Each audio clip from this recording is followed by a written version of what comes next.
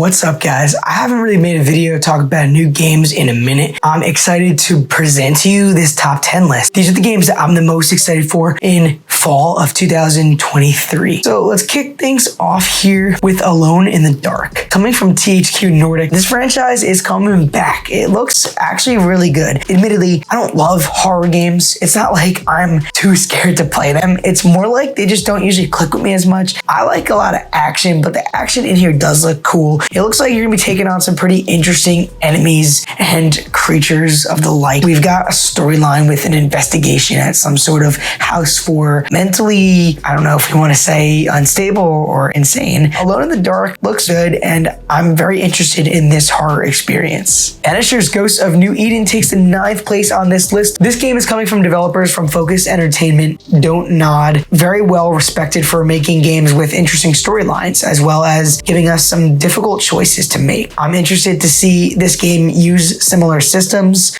possibly a morality system in here. BANISHERS looks cool. We've got some magical abilities and a lot of interesting weapons, some exciting combat. I feel like this game totally draws some inspiration from a lot of the action RPGs we've had over the last several years, notably something like God of War. It looks really cool. Keep your eyes on BANISHERS Ghosts of New Eden. Avatar Frontiers of Pandora is actually coming out in December. It's a game that I was skeptical to think it was going to be out anytime in the near future. And then they showed us the new trailer and stuff, and then here it is coming out at the end of the year. A Ubisoft open world game has notoriety. They've been a little repetitive. That is just something that I worry about when I go into a Ubisoft open world experience. However, Pandora looks stunning. This beautiful world that James Cameron's Avatar films showed us. I'm really excited to dive into that, to be able to play. I've always thought when watching Avatar that it could make for a very exciting open world action adventure experience. And I would say Ubisoft is potentially the right hands for it. I hope that proves to be true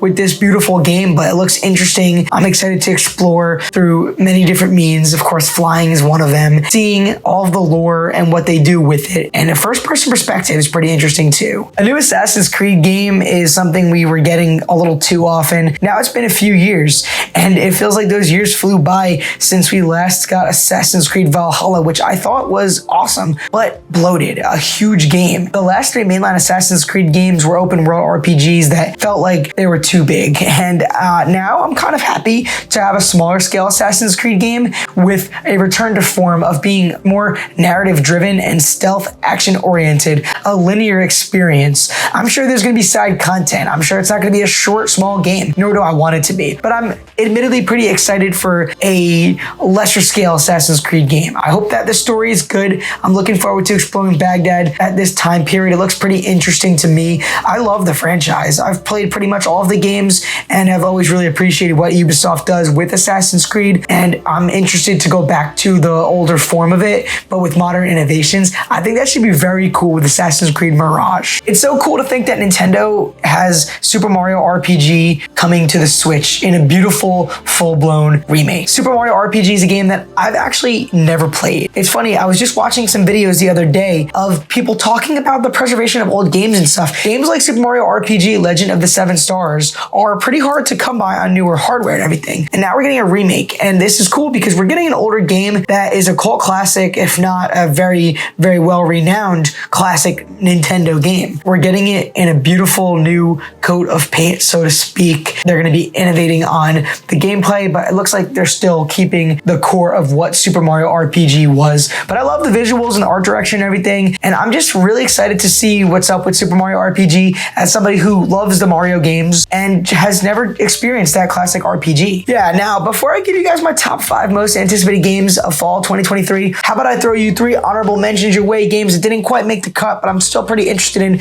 nonetheless. Alan Wake 2 looks very Resident Evil, modern Resident Evil that is, in the style, and that's cool. Never played Alan Wake, don't know much about it. This game looks very cool though. Forza Motorsport is a game that I will totally check out, being it's going to be on Game Pass, I guess. I don't go out of my way to play these type of driving games. I prefer the more arcadey open world Forza Motorsport type thing, but this does look stunning and very technically innovative. Here's another Xbox game for you, Starfield.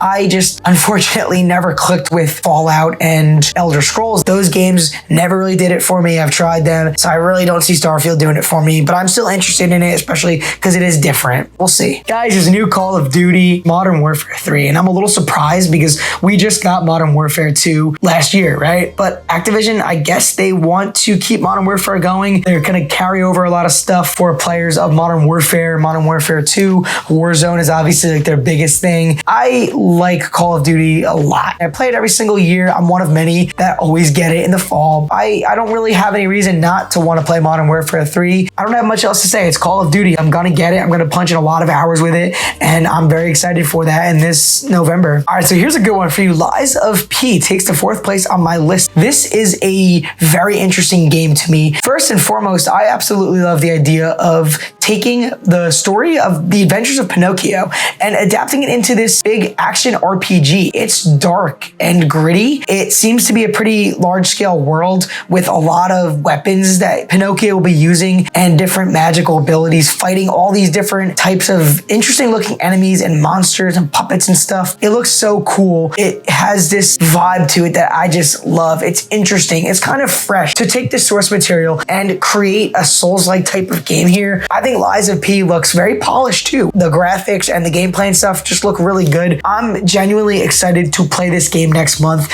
It's so interesting that they're doing this. You guys need to keep your eyes on Lies of P because that could be one of the best action games this year. Super Mario Bros. Wonder is next on the list. It's a 2D Mario game, something that I have so much nostalgia for, so much love for. I've played pretty much all the mainline Mario games, often more than once, and it's been about a decade now, really, since we've gotten a Super Mario Bros. 2D platformer, and I'm very excited for this. I'm so looking forward to the return to this kind of Mario game, and it looks wonderful. I love the art direction. It's kind of cute, kind of stunning, interesting direction there. This is a game that you can play with your friends or alone. You got all the main characters playable, some interesting power-ups with the Wonder Flower. It looks like you're really gonna have a big focus on different power-ups, old and new alike. It looks gorgeous. It looks like so much fun. And after watching the Super Mario Bros. Movie from Illumination this year, which like I literally just watched finally, now that it's on Peacock, I've been craving some Super Mario Bros. Games. Like, I just want to play a Mario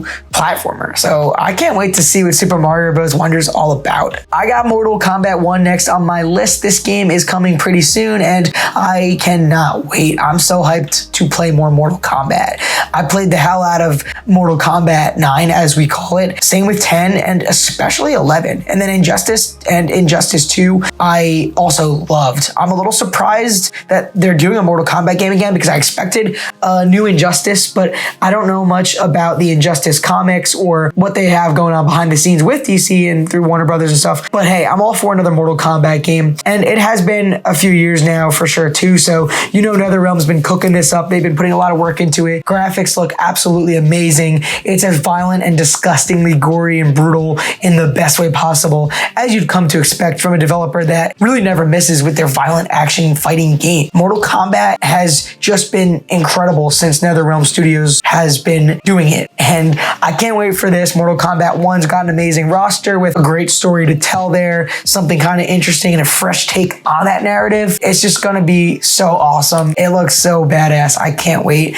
Also, Homelander and Omni-Man and Peacemaker, that's so cool, bro. I cannot wait for Mortal Kombat 1. Had to put Spider-Man on my number 1. Marvel's Spider-Man 2 is coming out this fall, and it looks as incredible as the last two, and then some. Spider-Man came out in 2018. I played the hell out of it. Absolutely loved it. Amazing PlayStation 4 game. And then when it was remastered on the PS5, I also played the hell out of it. And Miles Morales was a fantastic sequel and middle ground between Spider-Man 1 and 2. Insomniac gets it. They get the characters. They get the world, the lore. They understand how to make you feel like Spider-Man. As much as that's been said, it just remains so true. Insomniac Spider-Man and Miles Morales were so much fun to play, and I'm loving what I'm seeing so far with this new one. It's going to be even better, I know that. The black suit, oh man, being the symbiote Spider-Man is going to be so cool with all the new abilities and stuff. That looks sick. Spider-Man Miles Morales introduced us to